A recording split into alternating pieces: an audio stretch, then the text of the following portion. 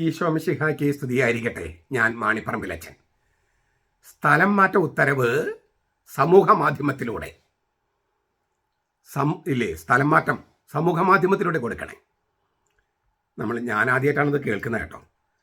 ഈ എറണാകുളം അങ്കമാലി അതിരൂപതയിലെ കുറച്ച് വൈദികരെ സ്ഥലം മാറ്റി ഒരു ഒരു സമൂഹ മാധ്യമ പോസ്റ്റ് കണ്ടു. ഞാൻ അന്വേഷിച്ചപ്പോൾ മനസ്സിലായത് ഈ വൈദികർക്കൊന്നും ഇതിൻ്റെ പത്തേന്തി എന്ന് പറയും. ഞങ്ങളിപ്പോൾ ഒരു പള്ളിയിൽ വികാരിയായിട്ടോ ഒരു സ്ഥലത്തെ ഡയറക്ടറൊക്കെ നിയമിച്ചാൽ ഞങ്ങൾക്കൊരു പത്തേന്തി തരും. കുമ്പസാരം കേൾക്കാൻ മാത്രമല്ല പത്തേന്തി. ഒരു പള്ളിയിൽ നിങ്ങൾ കണ്ടു കാണും, നമ്മൾ പള്ളിയിൽ വരുമ്പോൾ വായിക്കും ഈ അച്ഛൻ നിയമിച്ചു കൊണ്ടുള്ള ഒരു നിയമന ഉത്തരവ്, അതിന് പത്തേന്തി എന്ന് പറയണേ. ആ നിയമന ഉത്തരവ് നമുക്ക് കയ്യിൽ തന്നതിന് ശേഷമേ പത്രങ്ങളിലോ സമൂഹ മാധ്യമങ്ങളിലോ അത് പോസ്റ്റ് ചെയ്യാൻ പാടുള്ളതാണ്. അങ്ങനെയാണ് എല്ലാ രൂപത്തിലും ഞാൻ കണ്ടിരിക്കുന്നത്. ഇതിപ്പോൾ എറണാകുളം അങ്കമാലി അതിരൂപതയിൽ സമൂഹ മാധ്യമങ്ങളിലൂടെയാണ് സ്ഥലമാറ്റം കൊടുത്തിരിക്കുന്നത്. അവർക്ക് രേഖാമൂലം ഈ സ്ഥലമാറ്റ ഉത്തരവ് കൊടുത്തിട്ടില്ല ഇതുവരെ. ഞാനിപ്പോൾ ഈ വീഡിയോ ചെയ്യുന്നത് വരെ അവർക്ക് കിട്ടിയിട്ടില്ല. ഞാൻ വിളിച്ച ആളുകൾ എന്നോട് പറഞ്ഞത് എനിക്ക് വിമത വൈദികരുടെ സഹതാപമാണ്. അതായത് അവരുടെ സ്ഥലം മാറ്റം പോലും മറ്റെല്ലാ രൂപതകളിലും ഈ വൈദികർക്ക് പത്തേന്തി കൊടുത്ത് നിയമനോത്തരവ് കൊടുത്തിട്ട് പിന്നീടാണ് പത്രത്തിലോ സമൂഹ മാധ്യമങ്ങൾ പോസ്റ്റ് ചെയ്യുക. ഇവിടെ സമൂഹ മാധ്യമങ്ങളോട് അവരുടെ സ്ഥലം മാറ്റം അറിയേണ്ടി വരുന്നു. എന്തൊരു ഗതികേടാണ് ഈ വിമത വൈദികർക്ക്. എന്തുകൊണ്ടാണ് അങ്ങനെ ഒരു ഉത്തരവ് കൊടുത്ത് നിങ്ങൾ ചിന്തിച്ചിട്ടുണ്ടോ? എന്തുകൊണ്ടാണ്? ഇടുത്തി പോലെ തലയിൽ പതിച്ച ഒരു സംഗതിയാണ് ഇന്നലത്തെ ട്രിബ്യൂണൽ വിധി.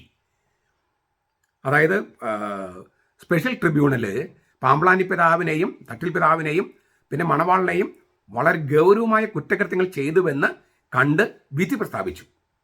അതൊക്കെ നമ്മൾ ഇന്നലെ വളരെ വ്യക്തമായിട്ട് കണ്ടതാണ്.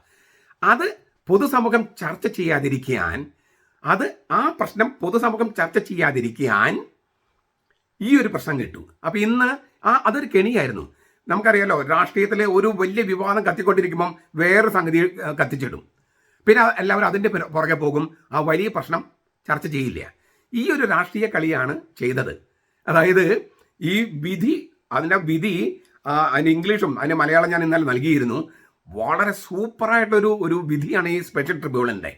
ഓരോന്നും അക്കമിട്ട് നിരത്തി ഏതെല്ലാം കുറ്റകൃത്യങ്ങൾ ചെയ്തിരിക്കുന്നു എന്ന് കൃത്യമായിട്ട് രേഖപ്പെടുത്തുകയും അതിൻ്റെ വിധി പ്രസ്താവിക്കുകയും ചെയ്തതാണ്. ആ വിധി, തനിക്കെതിരെയുള്ള വിധി പൊതുസമൂഹം ചർച്ച ചെയ്യാതിരിക്കാൻ വേണ്ടിയിട്ടാണ് ഈ നിയമനോത്തരവ് കൊടുക്കുന്നതിന് മുമ്പ് തന്നെ സമൂഹ മാധ്യമങ്ങളുടേത് അത് പരസ്യപ്പെടുത്തിയത്. ആ കെണിയിൽ സഭാവിശ്വാസത്തിൽ കുറച്ച് പേര് വീണു. ഈ വിധി അത് ചർച്ച ചെയ്യുന്നതിന് പകരം കുറേ പേര് ഈ സ്ഥലമാറ്റ ഉത്തരവാണ് ചർച്ച ചെയ്തത്. കാരണം അവരെ സംബന്ധിച്ചിടത്തോളം അവരുടെ പള്ളിയിലേക്ക് മാറി വരുന്ന അച്ഛൻ, ഏകീകൃത കുർബാന ചൊല്ലാത്ത അച്ഛൻ, വിമത വൈദികൻ, അത് അവരെ സംബന്ധിച്ച് വളരെ സങ്കടമുള്ള കാര്യമാണ്.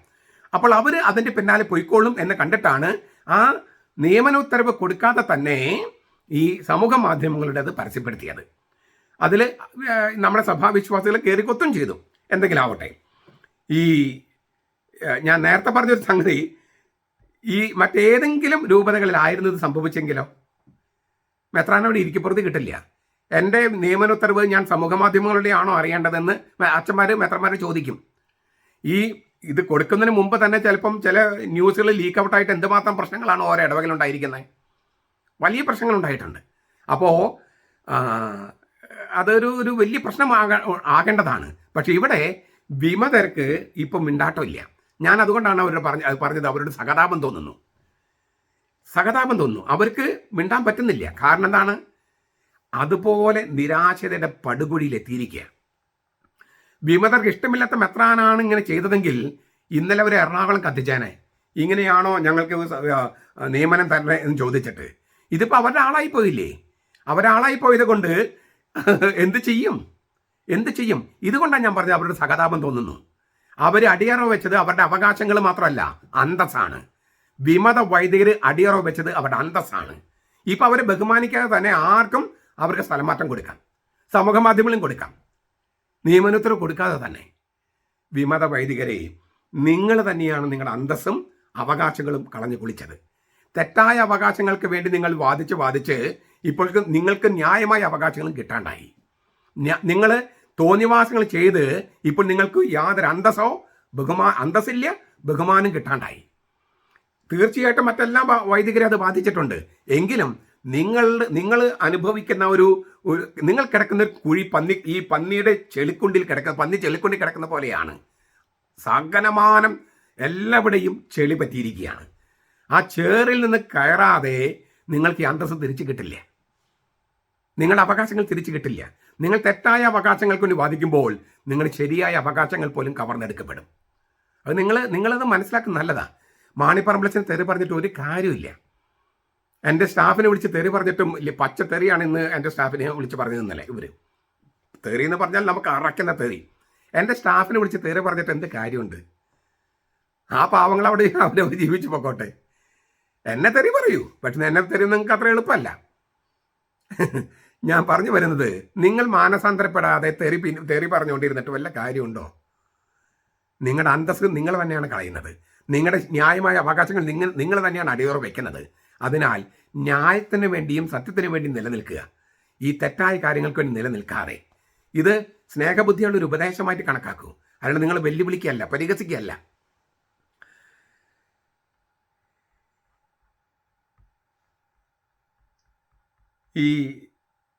ഈ സ്ഥലം മാറ്റ ഉത്തരവിൽ ഞാനൊരു നിയമപണ്ഡിതനല്ല, എന്നാലൊരു നിയമപ്രശ്നമില്ലേ എന്ന് എനിക്കൊരു സംശയം. ഇന്നലെ സ്പെഷ്യൽ ട്രിബ്യൂണൽ പുറപ്പെടുവിച്ച വിധിയിൽ 1ാമത്തെ പാരഗ്രാഫിൻ്റെ ഒരു ഭാഗം ഞാൻ വായിക്കാം. ആ വിധി ന്യായത്തിൽ മണവാളൻ കൊടുത്തിരിക്കുന്ന ഒരു സത്യവാങ്മൂലത്തിൻ്റെ രേഖ അങ്ങനെ തന്നെ രേഖപ്പെടുത്തിയിട്ടുണ്ട്. അതാണ് ഞാൻ വായിക്കുന്നത്. മണവാളൻ എഴുതിയിരിക്കുന്നത് ഇങ്ങനെയാണ്: ഏപ്രിൽ അവസാനം ഞാൻ അഭിമന്യ പാമ്പ്ളാനി പിതാവുമായി സംസാരിക്കാൻ വന്നിരുന്നല്ലോ. നാം സമാധാനത്തിലും സൗഹൃദത്തിലും ചില ധാരണകളിൽ എത്തിച്ചേരുകയും ചെയ്തു. 2025 മെയ് മാസത്തിൽ അച്ഛന്മാരുടെ സ്ഥലം മാറ്റം നടക്കുമ്പോൾ പാലാരിവട്ടം, തൃപ്പൂണിത്തുറ, മാതാനഗർ, കത്തീഡ്രൽ ബസിലിക്ക എന്നിവിടങ്ങളിൽ വികാരിമാരെയും അഡ്മിനിസ്ട്രേറ്റർമാരെയും ഒരേ സമയം മാറ്റുകയും പുതിയ ആളുകളെ നിയമിക്കുകയും ചെയ്യും എന്നാണല്ലോ നാം പരസ്പരം ചർച്ച ചെയ്ത് അംഗീകരിച്ചത്. ഈ നിർദ്ദേശത്തിന് എനിക്ക് സമ്മതമാണെന്ന് അങ്ങേ അറിയിച്ചിട്ടുണ്ട്. അതിനാൽ പൊതുവായ സ്ഥലം മാറ്റത്തിൽ മാറിപ്പോകാൻ ഞാൻ തയ്യാറാണ്. അതാണല്ലോ നമ്മൾ എത്തിച്ചേർന്ന ധാരണ. അതിനാൽ പാലാരിവട്ടം, തൃപ്പൂണിത്തുറ, മാതാനഗർ എന്നിവിടങ്ങൾ അനുവദിച്ചിരിക്കുന്നത് പോലെ കത്തീഡ്രൽ ബസിലിക്കയിൽ തുടരാൻ എന്നെ അനുവദിച്ചാലും. ഇത് വിധിന്യായത്തിൽ കോട്ട് മണവാളന്റെ ഈ പ്രസ്താവന കോട്ട് ചെയ്തിട്ട് വിധിയിൽ പറഞ്ഞിരിക്കുകയാണ്, ജഡ്ജിമാർ പറഞ്ഞിരിക്കുക, മണവാളന്റെ ഈ അവകാശവാദം പാമ്പ്ളാനി പിതാവ് അങ്ങ് നിരസിച്ചിട്ടില്ല എന്ന കാര്യം ഈ കോടതി നിരീക്ഷിക്കുന്നു. മൗനം സമ്മതമാണെന്ന് കരുതപ്പെടുന്നു എന്നാണ് നിയമവൃത്തങ്ങളിലുള്ളത്. ഇത് വളരെ ഗൗരവമായ കാനോനിക പ്രശ്നങ്ങൾ ഉയർത്തുന്നു. അങ്ങും മണവാളച്ചനും തമ്മിൽ പരസ്പരം സമ്മതിച്ച് ഒരു ധാരണയിൽ എത്തിയിരിക്കുന്നത് ഗൗരവമായ കാനോനിക പ്രശ്നങ്ങൾ ഉയർത്തുന്നു. അങ്ങ് മണവാളന് ഇത്തരം ഒരു വാഗ്ദാനം കൊടുത്തിട്ടുണ്ടെങ്കിൽ ഇത് സഭയുടെ കാനോൻ നിയമത്തിന്റെ ഗൗരവപൂർണമായ ലംഘനമാണ്. Gross violation of the canon law. Gross violation of the canon law. ഏത് കാനൻ ലോ? CCEO 1464/1. അതായത് അധികാര ദുർവിനിയോഗം എന്ന നിയമലംഘനം. അത് വലിയ അപരാധമാണ്. അതിന് ശിക്ഷ എന്ന് പറയുന്നത് ഉദ്യോഗമോ അധികാരമോ ഉദ്യോഗത്തിൽ മാറ്റി നിർത്തുക എന്ന ശിക്ഷയുൾപ്പെടെ നൽകാമെന്നാണ്. മെത്രാൻ സ്ഥാനത്ത് നിന്ന് മാറ്റി നിർത്തുക എന്നുള്ള ശിക്ഷ അടക്കം നൽകാമെന്നാണ്. മാത്രമല്ല അത് വരുത്തി വയ്ക്കുന്ന നാശനഷ്ടം പരിഹരിക്കേണ്ടതുമാണ്. ഭയങ്കരമായ ഒരു വിധിയാണിത്. അപ്പോൾ മണവാളനെ മാറ്റുന്നത് ഇങ്ങനെ ഒരു പൊതു സ്ഥലം മാറ്റത്തിന്റെ സമയത്ത് അങ്ങനെ ചെയ്താൽ പിന്നെ അത് പറഞ്ഞിട്ടുണ്ട്, കോടതി അലക്ഷ്യമാണെന്നും പറഞ്ഞിട്ടുണ്ട്. ഒരു പൊതു സ്ഥലം മാറ്റത്തിന്റെ കൂടെ മണവാളൻ ഇറക്കി വിടാതെ പൊതു സ്ഥലം മാറ്റത്തിന്റെ കൂടെയാണ് മാറ്റുന്നതെങ്കിൽ അത് കോടതി അലക്ഷ്യം കൂടിയാണെന്ന് പറഞ്ഞിട്ടുണ്ട്. Gross violation of the canon law, canon law ആയിരുന്നു ഗൗരവമായ ലംഘനം, പിന്നെ കോടതി അലക്ഷ്യം. ഈ വിധി വന്നതിന് ശേഷമാണ് സ്ഥലമാറ്റം ഈ സമൂഹ മാധ്യമത്തിൽ ഇട്ടിരിക്കുന്നത്. അപ്പോൾ ഈ കോടതി ഉത്തരവിനെയും പുച്ഛത്തോടെ കണ്ട് തള്ളിക്കളഞ്ഞിരിക്കുകയാണ്. അതൊരു മറ്റൊരു ലംഘനമാണ്. കോടതി വിധി വന്നു, മുമ്പത്തെ വിധി വന്നു, രണ്ടാമത്തെ വിധിയും വന്നു. ആ വിധിയെയും മാനിക്കാതെ സ്ഥലമാറ്റ ഉത്തരവ് കൊടുത്തിരിക്കുക. തൽക്കാലത്തേക്ക് പാമ്പ്ളാനി പിതാവ് ജയിച്ചു നിൽക്കുന്നതായിട്ട് തോന്നാം. പക്ഷേ ഇത് റോമിൽ വത്തിക്കാനിൽ മേലധികാരികൾക്ക് പോകുമ്പോൾ അപ്പോഴാണ് അതിന് ഭവിഷ്യത്ത് അറിയുക. Gross violation of the canon law എന്നത് തന്നെ വളരെ ഗൗരവമായി കുറ്റ. കണ്ടംപ്റ്റ് ഓഫ് കോർട്ട് വളരെ ഗൗരവമായി കുറ്റ. ആ വിധി വന്നതിന് പിന്നാലെ ഇങ്ങനെയുള്ളൊരു സമ്മതം കൊടുത്ത് പൊതു സ്ഥലം മാറ്റത്തിലെ മണവാളനെ പുറത്താക്കുന്നത് അത് പിന്നെയും കോടതിയുടെ വിധിയെ അവഹേളിക്കുന്നതിന് തുല്യമാകും. അത് ഗൗരവമായിട്ട് എടുക്കും വത്തിക്കാൻ എന്നാണ് എൻ്റെ അറിവ്. ബന്ധപ്പെട്ട ജഡ്ജിമാരും അതുപോലെ അധികാരികളും അത് റോമിലെ വേണ്ടപ്പെട്ടവരെ അറിയിക്കും എന്ന് ഞാൻ പ്രതീക്ഷിക്കുന്നു. ഞാൻ ഇത് പറഞ്ഞു വരുന്നത് ഈ എറണാകുളം അങ്കമാലി അതിരൂപതയിലെ വിമത വൈദ്യര് എത്തിപ്പെട്ടിരിക്കുന്ന ദുരവസ്ഥ സൂചിപ്പിക്കാനാണ്. നിങ്ങൾക്ക് സ്ഥലമാറ്റം സമൂഹ മാധ്യമങ്ങളിലൂടെ വരും. ഞങ്ങൾക്ക് മെത്രാനൊക്കെ വിളിച്ച് ഒരു മാസധ്യാനം കഴിഞ്ഞ് കയ്യിൽ ഞങ്ങൾക്ക് നേരിട്ട് പദ്ധതി തരും, നിയമന ഉത്തരവ് നൽകും. ചിലപ്പം മെത്രാൻ എന്തെങ്കിലും പേഴ്സണലായിട്ട് പറയാനുണ്ടാകും. അവിടെ ഒരു പിതൃവാത്സല്യവും ഒക്കെ ഉണ്ട്. നിങ്ങൾക്ക് സമൂഹ മാധ്യമങ്ങളിൽ വരും. ഗംഭീരമായില്ലേ നിങ്ങളുടെ കാര്യങ്ങൾ? നിങ്ങൾക്ക് ചിലവ് നല്ല പള്ളികൾ കിട്ടിയെന്നൊക്കെ സന്തോഷിക്കാം. പക്ഷെ നിങ്ങളുടെ അന്തസ്, വൈദിക അന്തസ് എവിടെ പോയി? നിങ്ങളുടെ വൈദിക അന്തസ് എവിടെ പോയി? നിങ്ങൾ ആരായി മാറിയിപ്പോ? ഗൗരവത്തോടെ ചിന്തിക്കൂ വിമത വൈദികരെ. ഇനിയും കർത്താവിലേക്ക് തിരിച്ചു വരാനും സഭയിലേക്ക് തിരിച്ചു വരാനും സാധ്യതകളുണ്ട്. വാതിൽ കൊട്ടി അടയ്ക്കാതെ മാനസാന്തരപ്പെട്ട് വരാനായിട്ട് പരിശ്രമിക്കൂ. അതിനൊരല്പം എളിമ വേണം. ചെറിയൊരു നാണക്കേടുണ്ട്. പക്ഷെ അതൊന്നും ഈ കർത്താവിൻ്റെ കൃപ വരുമ്പോൾ ഇതൊക്കെ മൂടിക്കളയാവുന്ന തരത്തിലായിരിക്കും. അതിനാൽ കർത്താവിൻ്റെ കൃപയ്ക്ക് കൊതിച്ചുകൊണ്ട് സഭയുടെ രീതിയിലേക്ക് തിരിച്ചു വരിക എന്നാണ് എനിക്ക് നിങ്ങളോട് സ്നേഹബുദ്ധിയ പറയാനുള്ളത്. നമ്മുടെ കർത്താവ് ഈശോ മിശിഹായുടെ കൃപയും പിതാവായ ദൈവത്തിൻ്റെ സ്നേഹവും പരിശുദ്ധാത്മാവിൻ്റെ സഹവാസവും നാം എല്ലാവരോടും കൂടി ഉണ്ടായിരിക്കട്ടെ, ഇപ്പോഴും എപ്പോഴും എന്നേക്കും. ആമേൻ.